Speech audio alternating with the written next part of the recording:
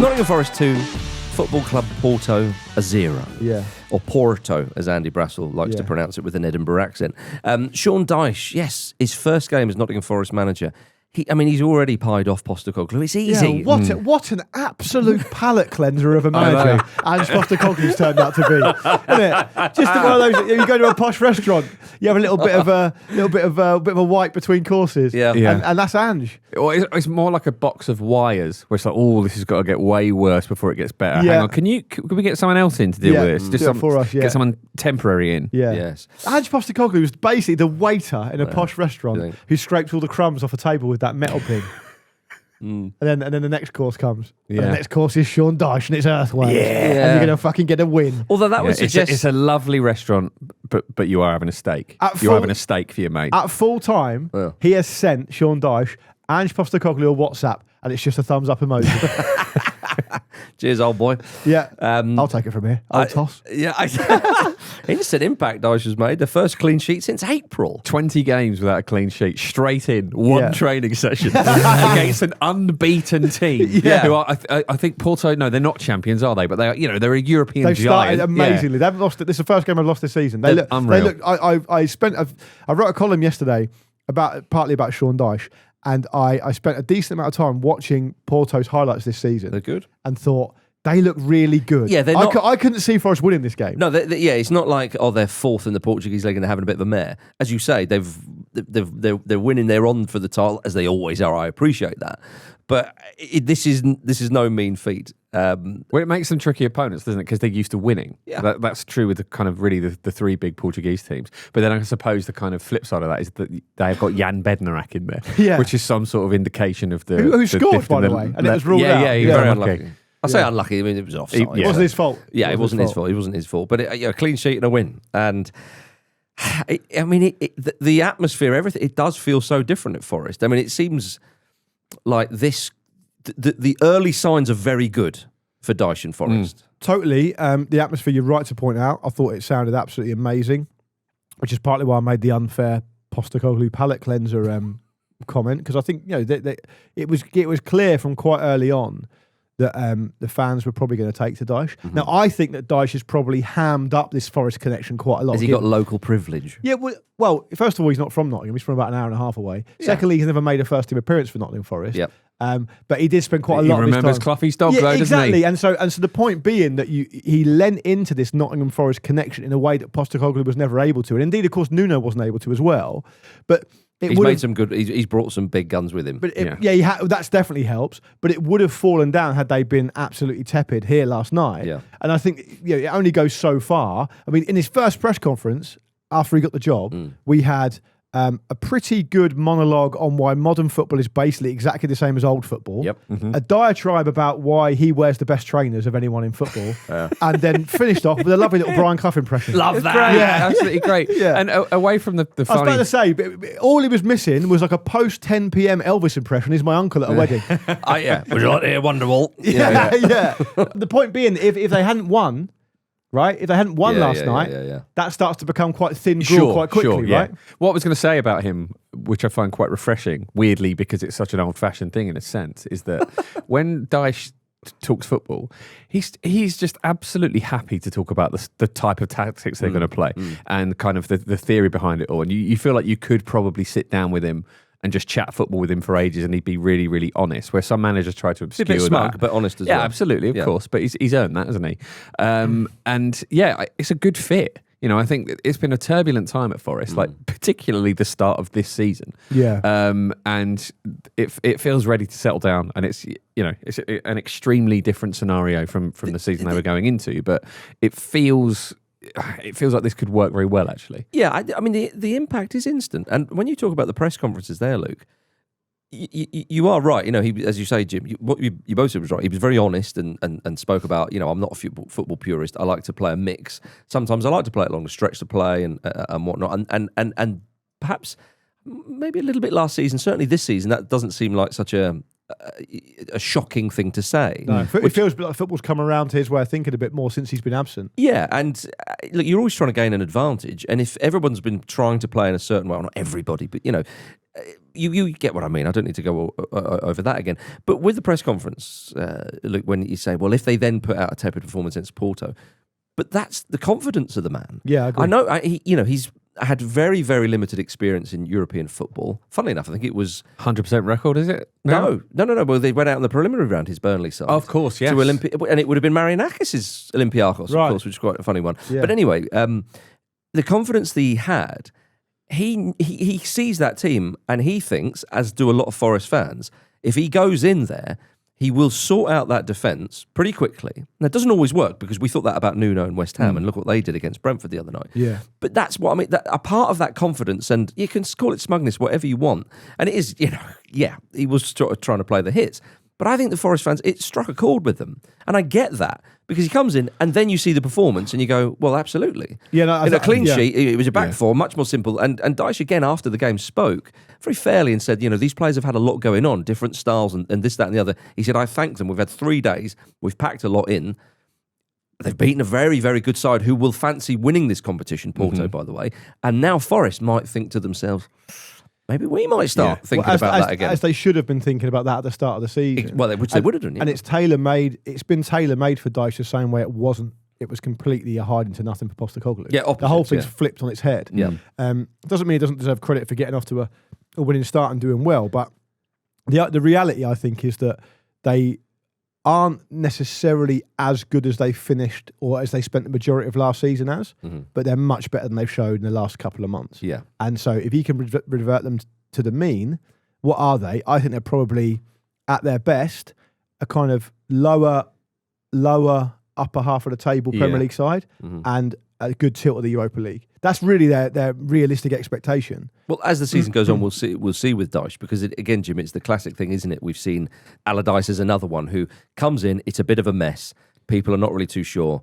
You got a big personality comes in, which does G the players up. Yeah. It's simple instructions. Like he said, he spoke about Morgan Gibbs-White and said, right, we wouldn't want to take his shackles off. That's the kind of thing Gibbs-White want to hear. Yeah. And what the Forest fans want to hear as well. Simple instructions. When I say simple tactics, I don't mean that as a dig. You do the basics right, all that kind of good stuff.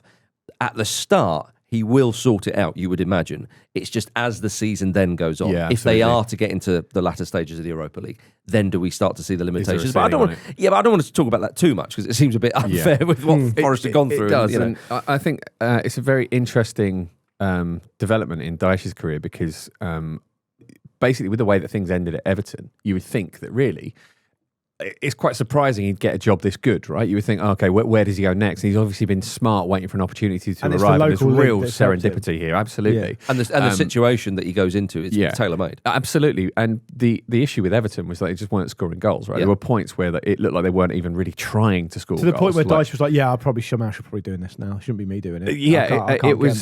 It was kind of really extreme. But if you look at the situation at Everton now, they still don't really have a first choice striker, right? It's still kind of a bit of a shootout between Beto and Tierno Barry, who I appreciate is kind of still finding his feet.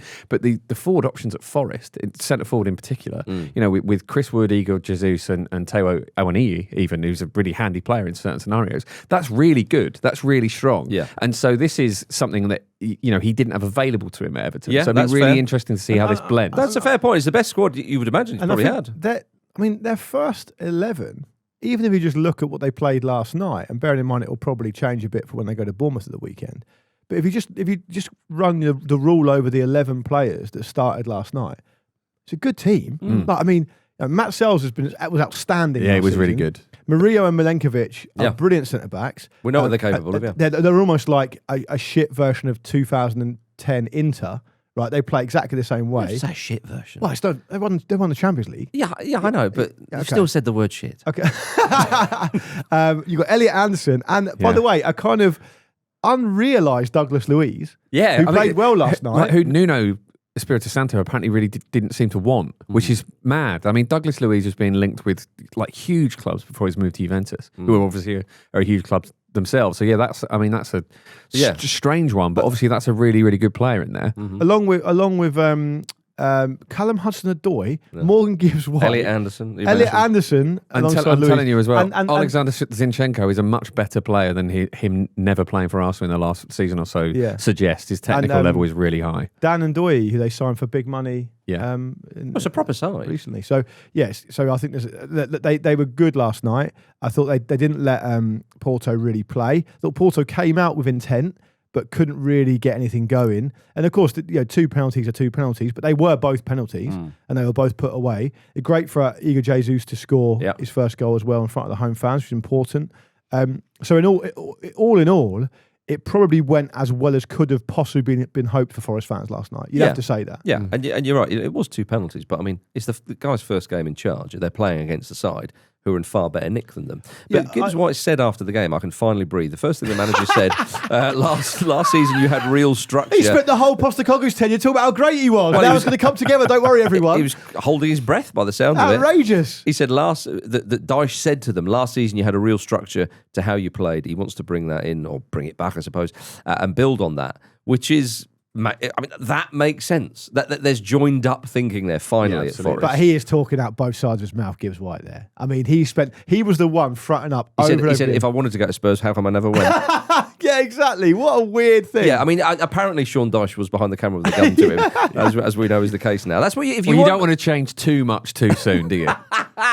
Yeah, I know. I'll tell you what, speaking of things that Dyche wants to bring in, he's re-implemented his old rule that players aren't allowed to wear snoods or hats in training. Yeah. I don't mind this. I kind of get his thinking, though. He says, well, you've got to play like you're going to do on a... You can't go out on a Saturday, and I want to play...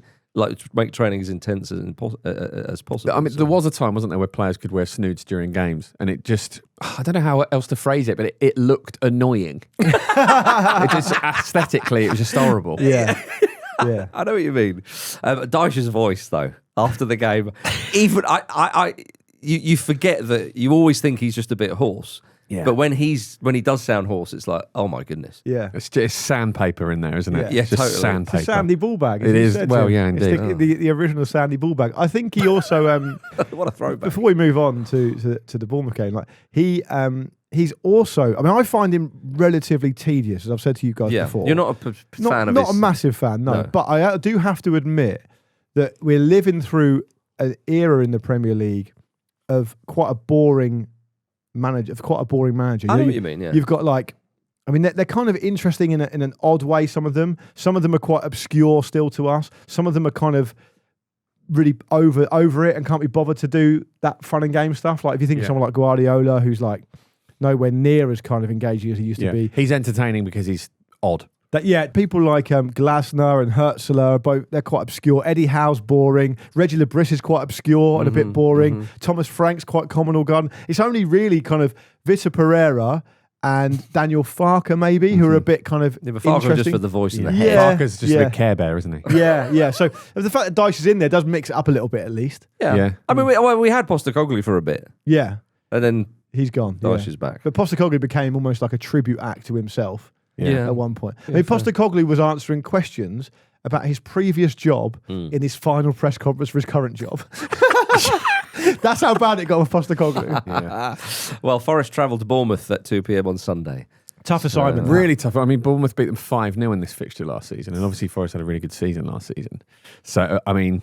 Yeah, I think it's very important that they had a good performance and a good result last night because Bournemouth are so good at the moment. They're really good at pulling teams apart. So if you're a bit disorganised, that is absolutely the ideal scenario for Bournemouth. But clearly, Dyche's plan is working already. But I do think there's a definite element of a kind of exhalation after this game last night. Is the energy levels going to be there? It's always difficult for teams to play in the Premier League after they've played in Europe, particularly if they're not used to that routine. Yeah. And particularly on a Thursday as well. Yeah, I think that Bournemouth should be big favourites for this game, I think. Yeah. Never count Dyche and Forest out. No, never count them out though. Absolutely. Yeah, absolutely. Bloody exactly. Deary me, Crystal Palace.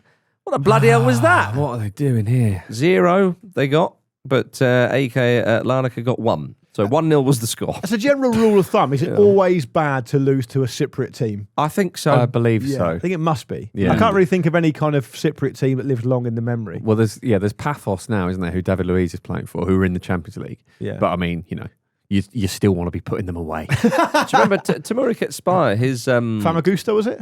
Oh, was that Famagusta? Okay, I was thinking of Nicosia maybe. But I might have been Nicosia. Yeah, the fact is we're struggling. Yeah, I mean, Cypriot football went through a bit of a kind of period as being the hipster's choice of apparently being surprisingly strong for a bit, didn't it? But it doesn't. It simply doesn't matter. It simply doesn't matter. Did you hear this in a Brewdog pub, Jim? Yeah, the best no, meme. Oh God, no, you wouldn't find me in there. The best meme Marcus does consistently is the one with the fashionista neckbeard guy with the little speech. I wouldn't say fashionista. What is he then? He's a kind of neckbeard. He's what you would have called a hipster. Yeah, he's a guy who wears a beanie hat indoors. Yeah, That's all I could describe it as. It's the only meme. He would support AEK Larnaca, wouldn't he? Yeah, he would tout them, and he'd be right. Yeah, he would be right to tout them because a great victory for them. Yeah, it was a bad night for Palace, though, of course, in the Europa Conference League. Yeah, Larnaca fifth in the Cypriot first division. So they're not even a particularly good Cypriot team by all accounts. Hence, they're in the conference. It's still in Europe. Yeah, good enough to be in Europe. Before the game, Palace fans unveiled a tifo display in the journey to Leipzig, which is where the final is being held. It was accompanied by the message, "We are the boys who will win your little game." Backfired. Yeah, not very good. This is a problem, though. You see, you think about Palace. Which a bit Dad's Army it was for those who get that reference. Because the actual image looked like the Dad's Army graphic at the start of the TV show. Yeah, exactly. Yeah. With Palace, they like being the underdogs, and that's their playing style as well fits to that. But when they start going, okay, I think we'll lean into maybe we're the big boys. You've got to be careful with that. Yeah, Oliver Glasner was about as angry as you can imagine him getting. Yeah, he said his message to his team was they need to be humble. Yeah, and look, I think we're going to come on to this, but I think there's a little bit of truth in that when it comes to talking about Aston Villa as well. Which spoiler alert, which we'll come on to. But that was shocking. I think I didn't see this Palace game because I was watching the Forest game. Oh, the chance! I mean, it's the old thing of they could play that game a load more times and Palace would win every time, but they don't get the chance to do that. No. The goal that Larnaca scored, I mean, it was a beautiful hit, great finish, but it ultimately came from a sloppy error from Palace. And it was JD Canvot, wasn't it? He's a very young defender. He's a teenager, so that's a real shame for him. Yeah, I mean, when what's his name? JD Canvot. I know he sounds like maybe a solicitor's firm or like a pharmaceutical company. Yeah, does something evil that's slightly obscured. Well, when he gives the ball away, obviously Larnaca, got a chance. But as Dyche goes to take the shot, I think he can think to himself, he probably won't score. Oh, he's just he has 20-yarder in the top corner. That's not what we wanted. It's a shame, isn't it? They're from bloody Cyprus. Yeah. They're going to remember that era now. I'll tell you what. The Larnaca players, they loved it after the full-time whistle. They went over to the away fans, and they're all sat down. It was a little bit like that soup's upside your head when people get into a little, people still doing that. Are they? I don't know, but you get the reference. But they were all sort of sat in a line though. Not behind each other, but sort of in a row, and they were sort of like waving to the.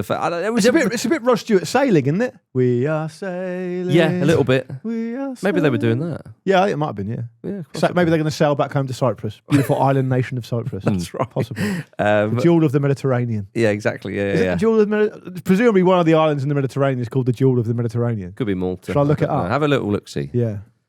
Jewel of the Malta.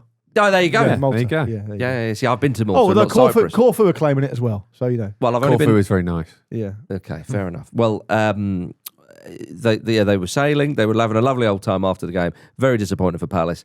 Palace, I mean, they should still go on and make a big impression on this trophy. This should go down as a blip because you saw they should be the boys who will win that little game. Well, and they still got all the chance in the world to do that. I mean, you saw them against Dynamo Kyiv when they played them away and they really hammered them there.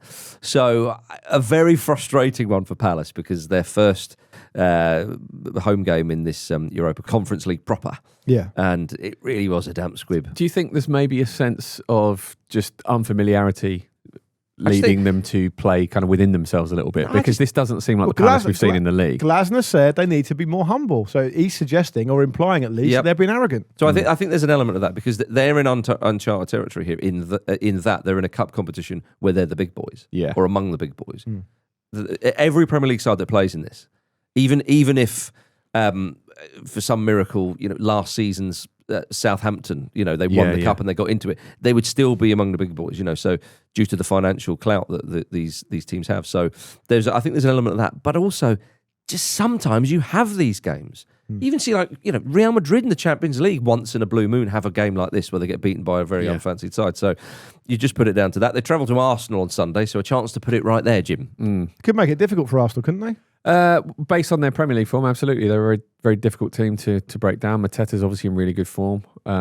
Wasn't last night. He feels he wasn't last night, but he does feel like the sort of player at the moment, that aside, where he might only need a chance to bury it, as long as it's not like in the 97th minute. Arsenal just don't concede. We don't concede chances at the moment. But I think Palace are one of those teams to be wary of and to respect. And going back to what you're saying, Marcus, there's no better place at the moment in the Premier League to be an underdog than being at Arsenal. Absolutely. Arsenal are the best team that's in the what league, I was probably. thinking, because that's what Palace want, soak up the pressure and then get Munoz absolutely pile driving his way down the right-hand flank. And Arsenal want to squeeze the play. They want to dominate and play the game in the opposition's half, which is what all the best teams do.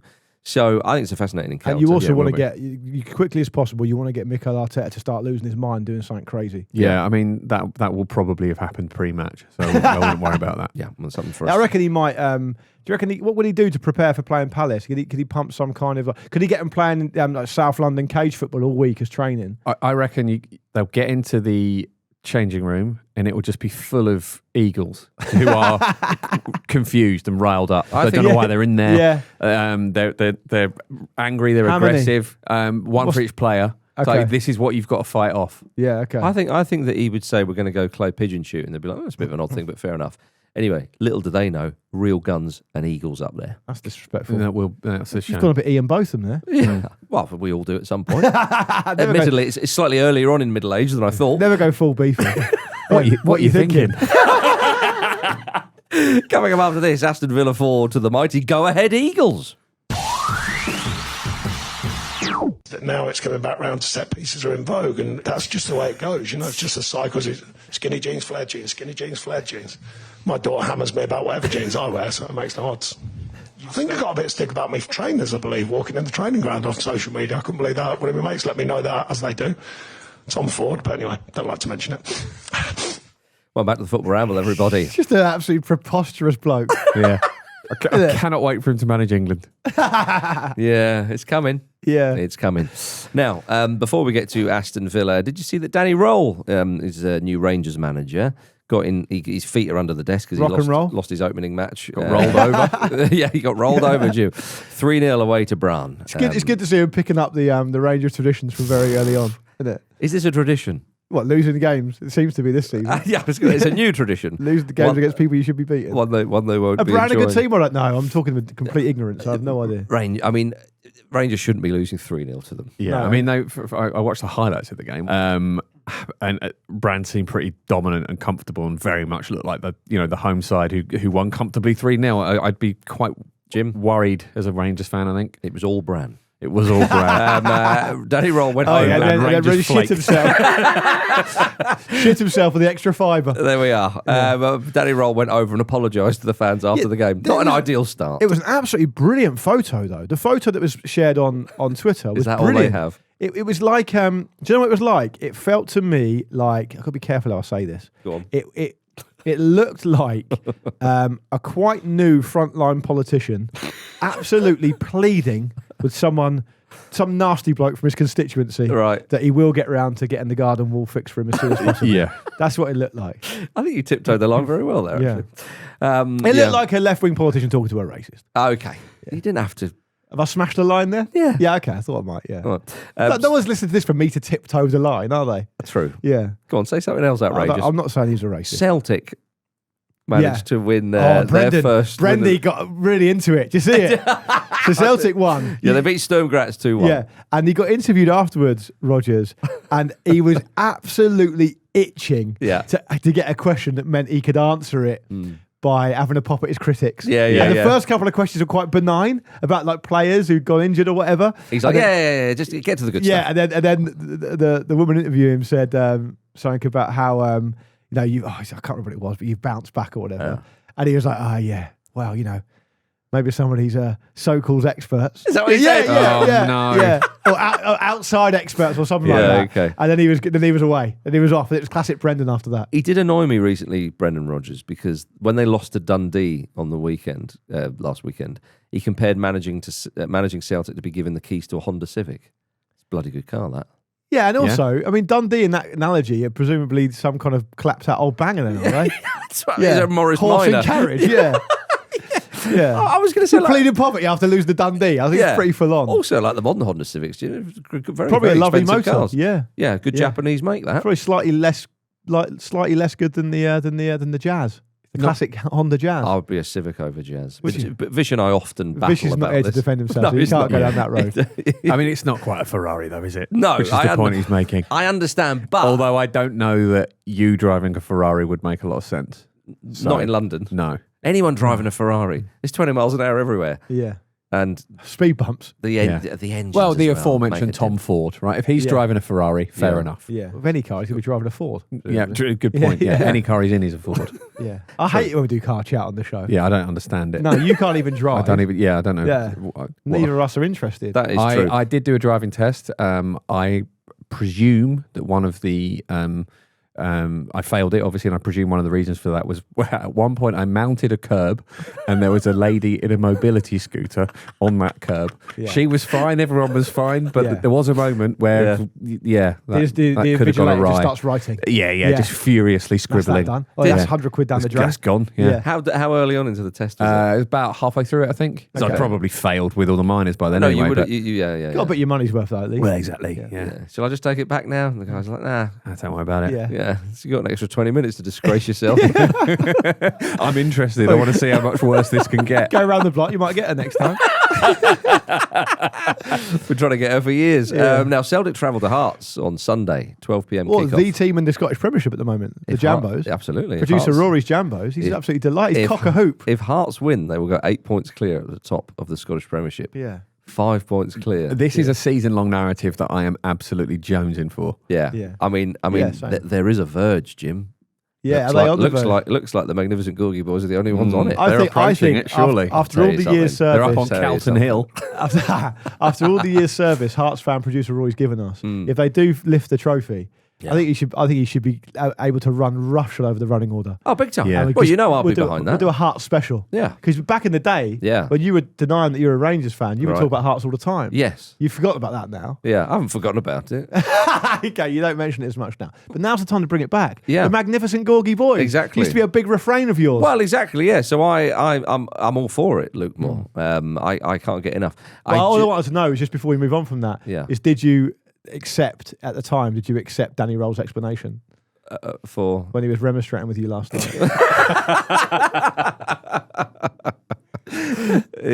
I didn't, and I won't. And I'm still angry. Yeah. Now, Go Ahead Eagles. Sorry, why are the potholes to do with asylum seekers?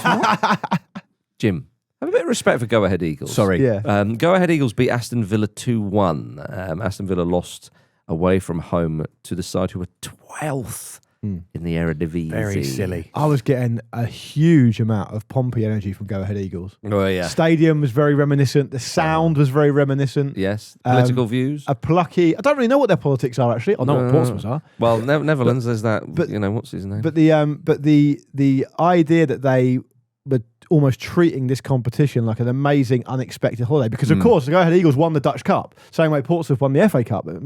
I was just getting a lot of Pompey energy from it. I enjoyed it. It was their first ever home win in a major European competition. Yeah, amazing. Aston Villa were on a run of 8 games unbeaten before this one, and my goodness, I mean, they go 1-0 up after 4 minutes. The chances they missed in that first half. I imagine Unai Emery would be absolutely apoplectic. How they didn't win the game because they should have been out of sight by half time. Did you see the Watkins chance? Yeah, where he just threw his Nike Air feather at it. Yeah. And I thought that was one of the most arrogant pieces of play I've seen this season. I think the worst one for me was Evan Gessend. The second one, quite shortly after he's got the first goal. Yeah, because if you make that 2-0, you probably kill the noise in that stadium to a degree. They and thought then you they were can just control going to roll it. over. They weren't able to do it. It was was absolute sucker punch stuff. And then obviously the Buendia penalty was well, that's it. Oh my God, it was well, that's bad. it. So they should be up and away at half time. You go 2-1 down, as you say, the stadium's pumping. You kind of go, oh, it's one of those nights where it's gone against us. They get given a lifeline with a penalty, and it was a correct call by the referee. Yeah.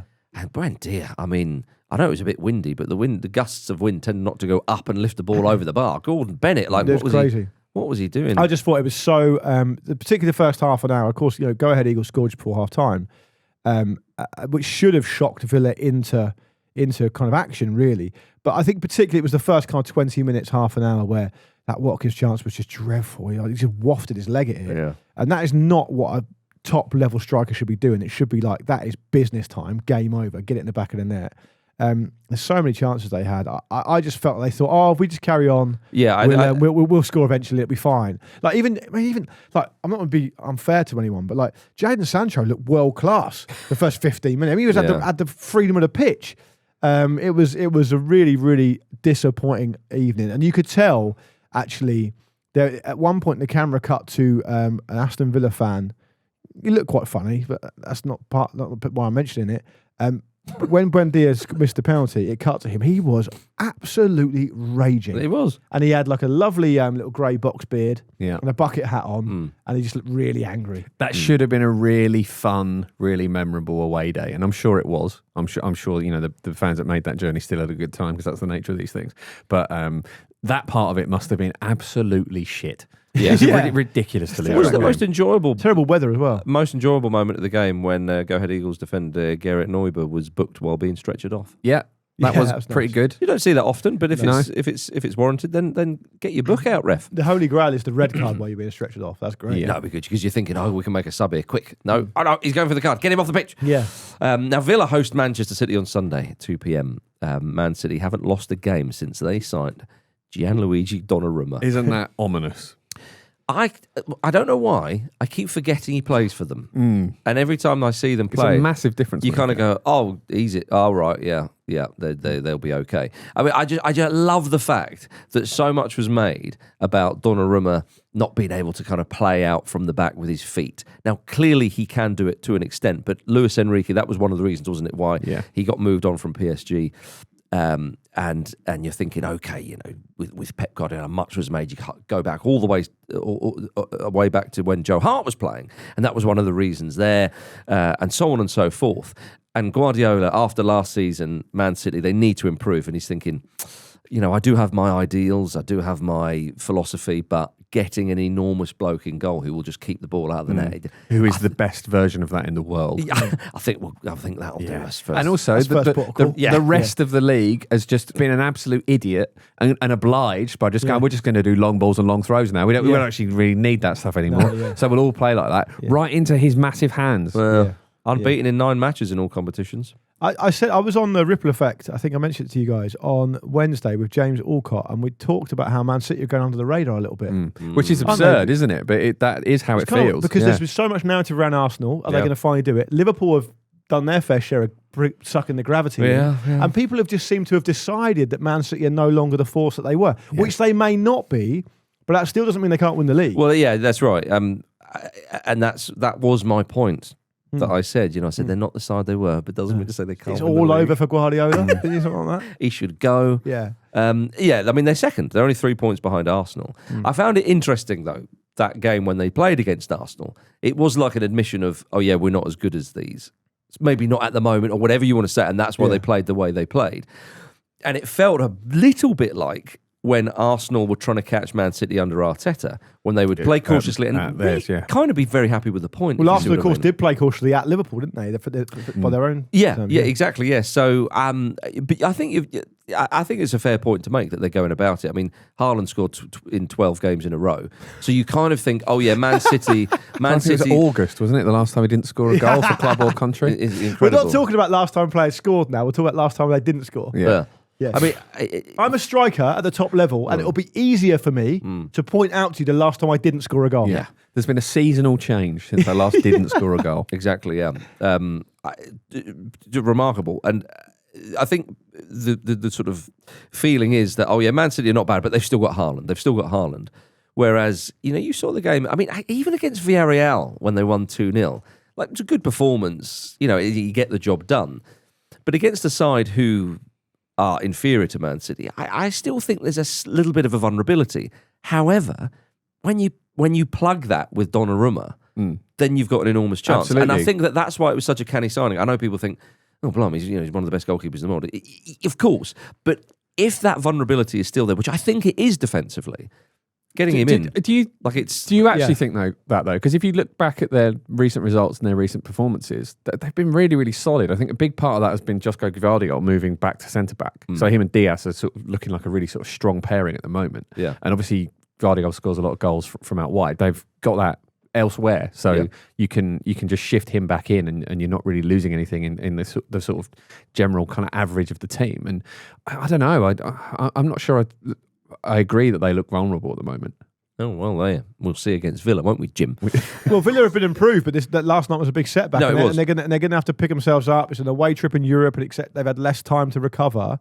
It's a big examination for them to welcome Man City to town. Speaking of Guardiola, he revealed that he almost quit football to play basketball when he was 16. It pisses me off when you hear that. A lot of these players are good at all different sports. I'm a bit like, could you not have passed that on to someone else? Yeah. Is that how it works? I saw a video. Michael Owen could have been a snooker player or golfer. Yeah. I saw a video literally. Suitably boring. I saw a video yesterday. Oh, come on. I like both those sports, but I do take your point. Yeah. He seems more of a golfer or a snooker player than a footballer, doesn't he? Yeah, I think so. Yeah. I mean, obviously golf and snooker's loss was very much football's loss. Yeah. Football punditry's loss. Yeah. What he really should have done was just chucked apples at bins. I saw a video yesterday of but it's an American video of a load of basketball players being asked by a broadcaster to do as many keepy-ups as they could. It was so funny because obviously in the US they're obviously not that used to keepy-ups as a cultural thing. So rather than doing how many keepy-ups, they were doing it on a timer, which is quite funny. Yeah. But then this guy called Steve Nash came on, and basically no one was very good at it. But Steve Nash came along, who was he's older now. I think he's a coach, and he played in the NBA for years and years. But he basically did keepy-ups for as long as they could do the show. And they just had to get him to stop. Bloody hell. He was brilliant. Apparently, he was a really good footballer. Was he like Mr. Wu? Apparently, who's that? He was the keep-up world champion from... How am I going to know that? Yeah, he was Mr. Wu's the all-you-can-eat Chinese buffet in Chinatown. Oh, was that right? No, he was the sort of Billy Wingrove type. You know, where you know loved them Billy as like Wingrove for a while, kind of didn't trick you? players, trick footballers. He was the world keep-up champion, and they did it by time. Because I remember thinking, you can't have somebody counting it. How long did he do? I think it was 18 hours. Fuck off. That's what I mean. 18 hours? He 18 collapsed. hours. He collapsed at the end. Yeah, I bet he did. Yeah. If we get, let's get somebody to check that. That's but amazing. But this, that was a number of years. That was probably about 25, 30 years ago. But you could hire him. He lives in, in New Malden in southwest London. Yeah. There's a big community of huge community of South Koreans. Koreans, yeah. But I think he was living there. But you could hire him. It was like $1,000 for 10 minutes or something like that. Right. But he would go out and do his stuff. I don't know if he's still anyway kicking around. Steve Nash could have been a footballer, apparently. Yeah. I didn't know that. Oh, there right. you go. So it's always quite interesting. Because I guess a lot of the skills are transferable, aren't they? Yes. Hand-to-eye coordination or whatever, or that kind of thing. So good on Gvardiol. Yeah, good on him. Good on him. So yes, Aston Villa v Man City, a good one on Sunday. Right, coming up after this, is it too early for a relegation 6-pointer in the Premier League? Just asking. That's right, everybody. Wolverhampton Wanderers face Burnley at home on Sunday at 2 p.m.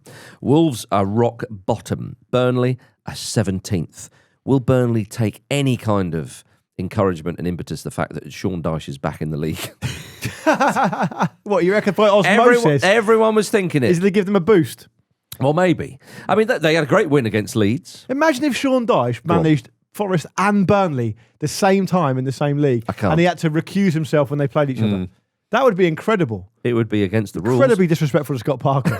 But yeah, It just starts turning up. yeah, It's not an official thing. He just keeps turning up. You can manage them, Scott, It's when they past play the work. Forest. How do we stop it? Yeah. Well, look, Burnley, they'll be buoyed by their victory against Leeds United last weekend, of course. They're on 7 points, but Wolves 2 points from 8 games. Yeah, they're the only team to not have won in the league so far. It's the Harry Redknapp ratio, isn't it? Is that right? Well, that's when Harry Redknapp came in for Wanda Ramos at Spurs and kept saying the rest of the season, 2 points from 8 games, 2 points from 8 games. Is that what it was? Yeah, that was his big thing. That was his big refrain. They've never had it so good. Exactly. Do you think Vitor Pereira is going to say that? I mean, presumably Vitor Pereira hasn't had a point for goodness knows how long. He must be absolutely parched. He must be spitting bricks. First the points and then the points. Yeah. But this is a great chance for them, Jim Campbell, to get a victory. It's a very important game, of course, because if they were to lose this, and Burnley being in 17th, I mean, they would be at least 6 points from the relegation zone, because Leeds and Fulham are on 8 points as well. I mean, there's a long way to go yet. It's worth pointing out. They're actually a point better off than they were under poor old Gary O'Neill at this stage last season. Oh, so nothing to worry about. Nothing to worry about. Right. There's a lot of road. And Vittel got a new contract as well, so don't worry about that. But you're right, it is important. I mean, this game does feel like a bellwether, doesn't it? Because obviously the Burnley being... being in 17th themselves, they're someone that they're going to be aiming at to try and take points off of. And if they don't get those points, and they don't subsequently get those points, is Pereira in trouble? Well, he signed a new contract about a month ago. He did, but that was there was... Oh, because Man United were after him or something, was it? No, West Ham. Well, all right, okay, fair enough. I mean, remember he's Portuguese. Yeah. So who's his agent going to be? George Mendes. Right. Yeah. And we haven't got Andy back, have we? I told you, Andy's not on there anymore. You can come out now, Andy. We've had enough of experts. Fine, okay. Well, Pereira, when he took over, all those clips started resurfacing of when he was managing, whether it would be Saudi or one or two other places. And I thought, this guy's a mad head. This is going to be good. But it was a number of years ago now. You think, has he mellowed? The head seems pretty calm at the moment. It's a bit disappointing. This is the type of game when they're against a newly promoted side, who really they'll be thinking 3 points. If it doesn't start going well, we could see it start to bubble up. Yes. Which again would be good for the Ramble. It It wouldn't be good for Wolves. I think if you can't beat Burnley at home, with the greatest respect to Burnley and all who sail in her, yes, you're in trouble. Big trouble. Now, Burnley, though, Luke Moore, Sunderland and Leeds have earned 29 points between them so far this season. That is the best start to a season for the newly promoted sides in 10 years. 29 in total, yeah? Yeah, how about that? Sunderland got half of them. Sunderland, 14, I think they've got. So almost half absolutely. But Leeds and Burnley chipping in with 8 and 7, respectively. Yeah, Burnley got 2 wins already, haven't they? Yeah. Yes, exactly. And Leeds have definitely had some good moments. Yeah, and actually, I think the promoted teams are 4 wins away from the total that last season's promoted teams managed already. They're back in a big way. Once they hit that point, I think we should, separate them. Yeah. Everyone's talking about them like this kind of blob of 3 teams. Sure. Which is probably annoying for fans of all of them. But it all bodes well. But I tell you what, though, those newly promoted sides would have wanted Postecoglou to just stay on as long as possible. So Dyche is in at Forest. We expect them to get better. West Ham down in 19th. I mean, we expect. I'm starting to get a little bit worried about. Well, I wonder because Nuno going in there, you thought to yourself, okay, fine. But that Brentford game. That was terrible. Yeah. It's so bad. It can't get any worse so than bad. that. It's just so bad. Yeah, so you've got them and obviously Wolves. Because above Leeds, Fulham, I mean, surprised they've only got 8 points. As a Fulham fan who watches them play, I'd be very surprised if they were in a relegation battle. Yeah, they were very good against Arsenal. I was really impressed with them. Yeah, so it's a bit of a funny one there. Newcastle, 9 points. Again, like they're going to be, going up the table at some point. Well, I think also you might find a lot more out about West Ham tonight. Yes. When they play Leeds. Well, that's a huge game. Absolutely massive. Right, Luke. Yeah. Gets massive. the Premier League underway. I think we have to be mindful of the idea that there is, managers being matched with clubs is a thing. Yes. Right? You can't just assume. I think sometimes we're too quick to assume, right, that individual there is a, quote, good manager because of what they did there. And that's the same with Nuno. Right? Nuno had an absolute nightmare at Spurs. A nightmare. Yeah, he did, yeah. And so it's not... And West Ham is a basket case of a club. Like they're really badly run. Their recruitment's terrible. There's a lot to dislike about the way West Ham go about their business. And Nuno just going in there isn't a complete, panacea to all their problems. And they've started so badly. I think, a Friday night game at Ellen Road, don't want to kind of descend into cliche too often on the show today, but that'll be pumping there. Yeah. And Leeds will smell blood. And you know what they're like, Leeds? Their fans as well. That'll make it really difficult. If Leeds go ahead early against West Ham tonight, it could be a disaster. Yeah. One of the things that Nuno hasn't done yet, which is, I suppose, kind of on one level understandable because he's new in the job and they're a little bit imbalanced as a team anyway, is he hasn't taken any measure to sort out their problem in the middle of the pitch. Like the big. Well, I thought that was remarkable. I was so surprised at that. He's playing Souček again. Yeah, he has to get dragged off because he's so bad. Yeah, and he's not got the mobility to deal with it in the Premier League now. I just thought there would be. I just thought it would be better. I thought because under Potter it just clearly wasn't right. I mean, maybe West Ham are in that situation that Manchester United are in that it's just so rotten to the core at the club. It doesn't matter who goes in there. Yeah, and also it's going to take a while to unpick it all and see what the best combination of the tools you have at your disposal is. Yeah. I really think that is the case at West Ham. I mean, I don't want to be harsh with Nuno because again, and sometimes we want or we expect the new manager bounce and just go in there and bang, suddenly you see an improvement, as we saw with Forest under Dyche. I thought that's what we were going to see with Nuno, but then Nuno, done it again. I have. But look at him, what he did at Forest. He kept them up. It wasn't until the next season, boom, they were away. So maybe West Ham are going to be back in Europe next season. I wouldn't have thought so. No. Is that one of my poorest suggestions and predictions? There's a long season. It's a pretty busy list. But I think Marcus, I want you to commit to this one. Yeah, it wasn't a prediction, it was a question. Hey, I'm just asking. You are. I'm only asking it.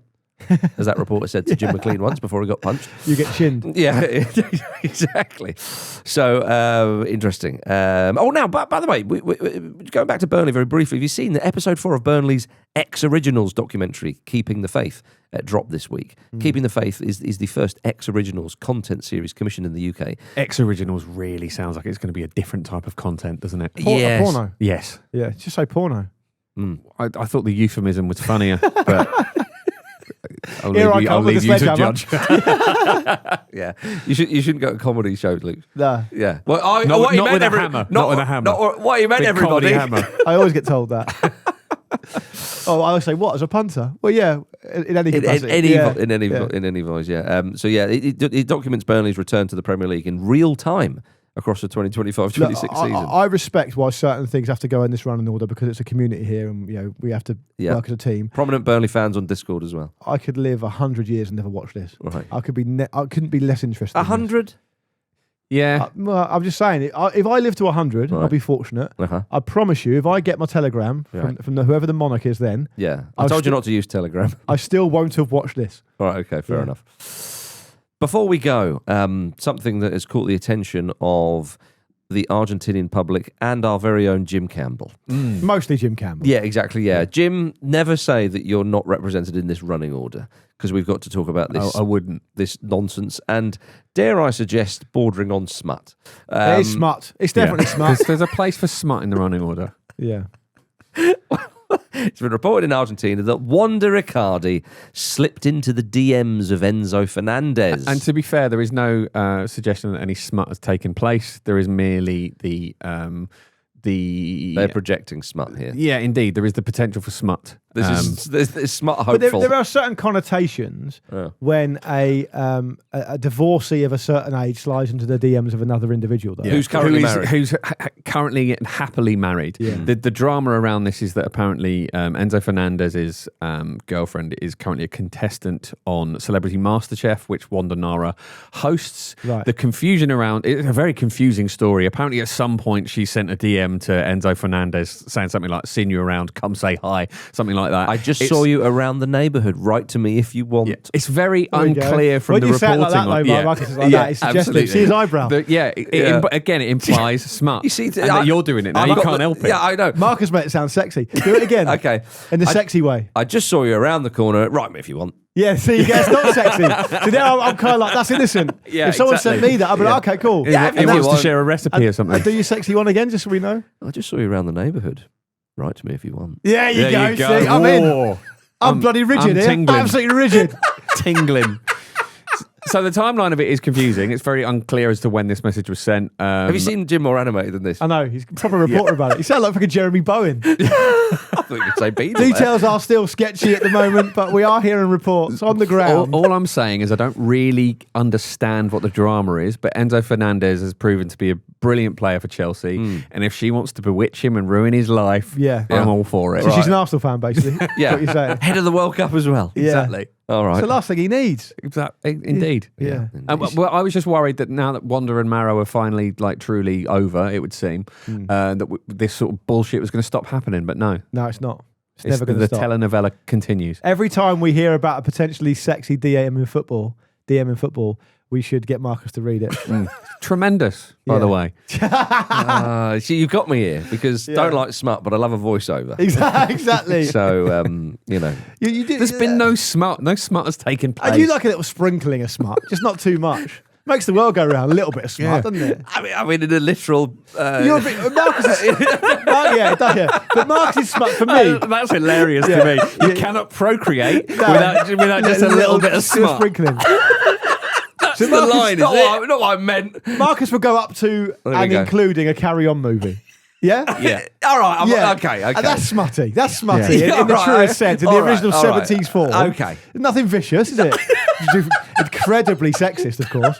But so it is a bit vicious. Yeah, it's wrong. But there's a smuttiness to it that I think you can get on board with. A Carry On, yeah. Hello. Aye. A little bit of hello. Right. The amount of times you've just been pissing past the corner. A vintage seaside postcard. Yeah. Absolutely. All right. Wait, Marcus is very much the kiss me quick of the Ramble, isn't he? Yeah. To be fair, Dawson's a dark web. I'm very proud of my. Absolutely. That is one of the proudest moments that I ever had from my father was that time when we had a few people around and there was a bottle that needed to be opened. Yeah. It had a little pair of I don't know what it was. It was like an apron sort of thing. Yeah, it was. Yeah. And pulls out a fake willy with a bottle opener at the end and goes, there you are. Exactly. Yeah. It's very much the spell smut. Yeah, energy. Smut. Yeah, fair. Yeah. Bottle opener is a cock smut. Isn't it? Or that time when I was on holiday in Cuba, when there was a guy doing magic tricks. I think you mentioned this. Maybe a magician did it recently, and he opened the palm of my hand and sort of put something in it, and he closed my palm, and then it went like that. And as I opened it, a sponge penis just went dong. That's amazing. Yeah, and your wallet had gone. Yeah. Passport. I made my way back to Britain on a small boat. No, you spent a lot of time in a Cuban prison and experienced a very different type of smut. Right, moving on from that. It's ended up with you in a Cuban prison. It was always going to go that way. Yeah, exactly. Yeah. You didn't want to include this, and look where we've ended up. Yeah. True enough. Yeah, it is my Jim, fault. aren't you justified pushing this through? Yeah, absolutely. Guantanamo Bay, they called me. BAE. Nice. Now, let's have a My Biddy Art preview. Luke versus Jim. Luke is the champ. Jim, you're going for the belt, baby. Yeah, I am. I haven't played you for ages, Jim, actually. Yeah, Luke has I haven't played generally in ages. Luke has been beating everybody by hook or by crook. I've been in good form. Yeah. So yes, My Biddy Art will be available to listen to later today. Make sure to subscribe to the Football Ramble in your podcast app so that you never miss an episode. It's going to be a big game. It's going to be a big game. It is. Could blow the My Biddy Art / Jackson Encyclopedia community wide open if Jim gets a result. Yeah. And let me tell you something. I've seen the players. I've seen the clues. Right. It's going to be a lovely one. It really is going to be a lovely one. I wonder what side the host and referee Marcus will be on. Tune in to find out. Yeah, it'll be Jim's.